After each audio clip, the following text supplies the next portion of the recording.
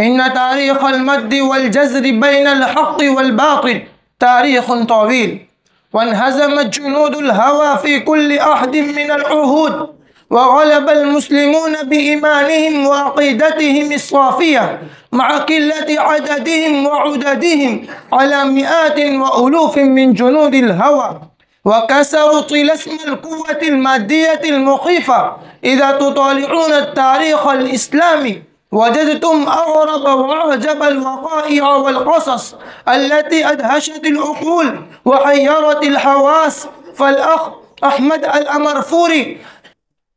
يلقي ضوءا بسيطا حول الموضوع العرب قبل الإسلام وبعده، ليتفضل.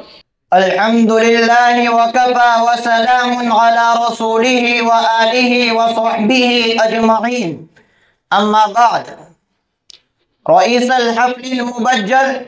وضيوفنا المبجلين، أولا أشكر شكرا جزيلا لأساتذتنا الكرام ومسؤولي المدرسة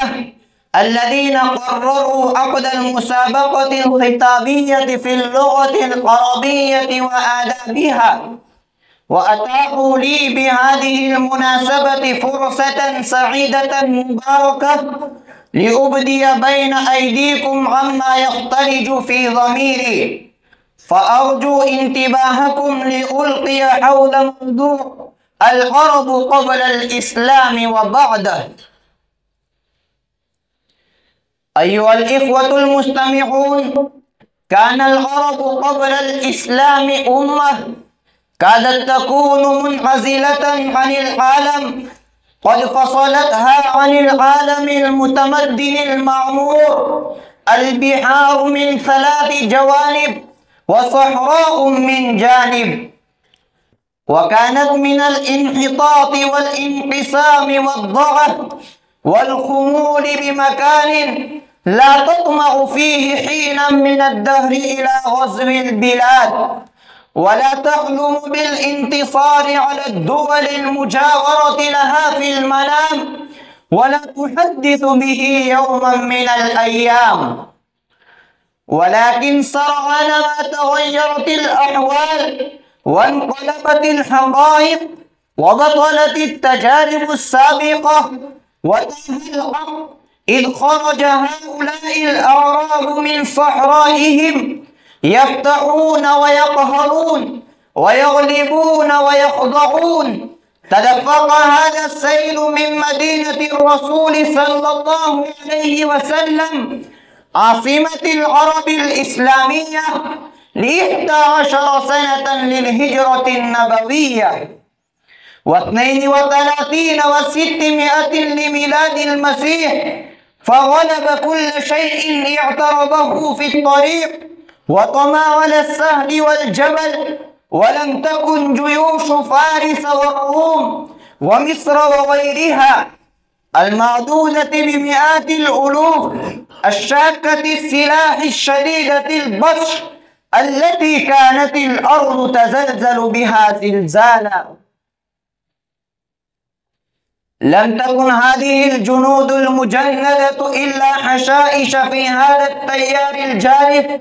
فلم تغف سيره ولم تغير مجراه حتى فاض في مروج الشام وفلسطين وسهول العراق وفارس وربوع مصر والمغرب الأقصى وأودية هملايا. سال هذا السيل القوي بالمدنيات العتيقة والحكومات المنظمة القوية والأمم العريقة في المجد والسلطان، فأصبحت خبرا بعد عين، فجعلناهم أحاديث ومزقناهم كل ممزق.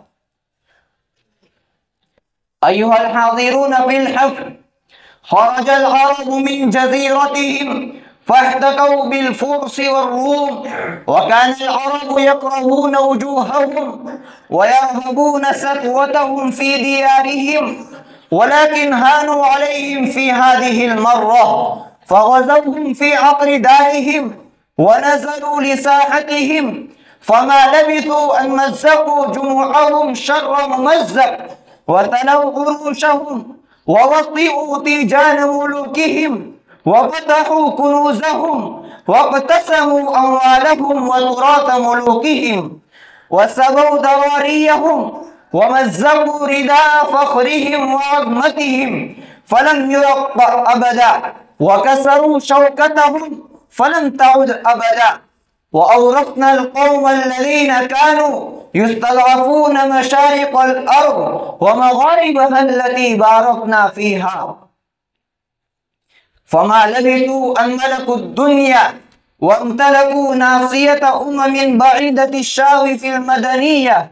انقلب رعاة الشاة والإبل رعاة لا رقى طوائف البشر في العلم والمدنية والنظام وصار هؤلاء أساتذتهم في العلوم والآداب والأخلاق والتهذيب وحقت كلمة الله ونريد أن نمن على الذين استضعفوا في الأرض ونجعلهم أئمة ونجعلهم الوارثين.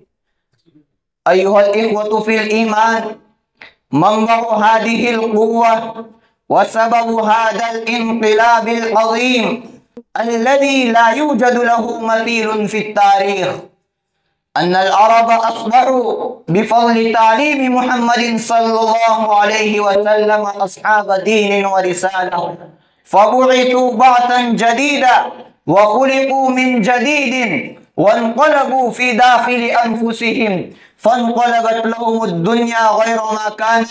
وانقلبوا غير ما كانوا وعلموا أن الله قد ابتعثهم ليخرجوا الناس من الظلمات إلى النور ومن عبادة العباد إلى عبادة الله ومن ضيق الدنيا إلى سعتها ومن جور الأديان إلى عدل الإسلام وأورثهم أرضهم وديارهم وأموالهم وأرضا لم يطئوها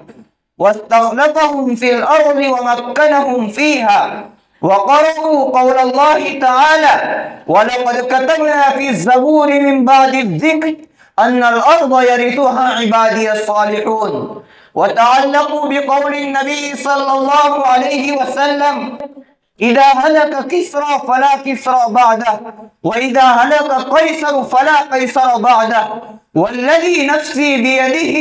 لتنفقن كنوزهما في سبيل الله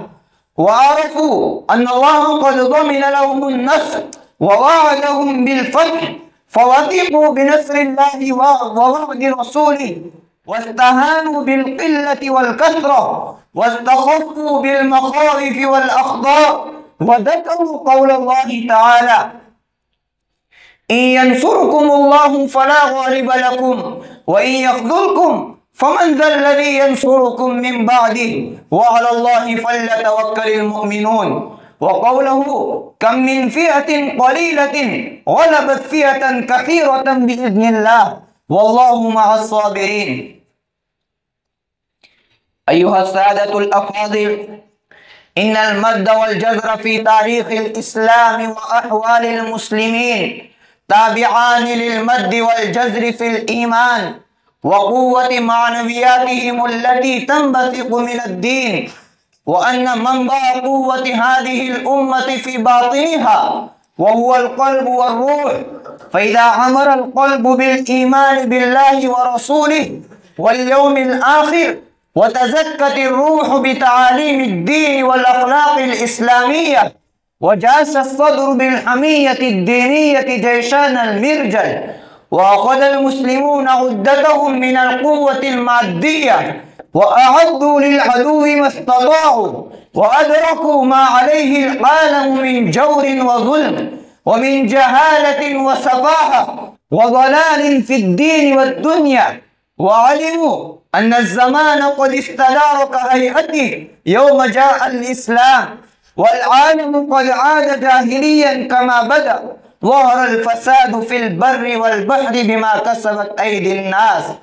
فانعطفوا عليه ورأوا كأن العالم في حريق ولا ماء إلا عندهم فسعوا به يطفئون النار التي عمت الدنيا ونسوا في سبيل ذلك لذاتهم وتكدر عيشهم وطار نومهم وجن جنونهم فعند ذلك يتحولون قوة خارقة للعادة لا يغلبها العالم ولو سعى بأسره وجميع شعوبه وجنوده ودوله، ويسيرون قضاء الله الغالب وقدره المحتوم وكلمته العليا. ولقد سبقت كلمتنا لعبادنا المرسلين إنهم لهم المنصورون وإن جندنا لهم الغالبون.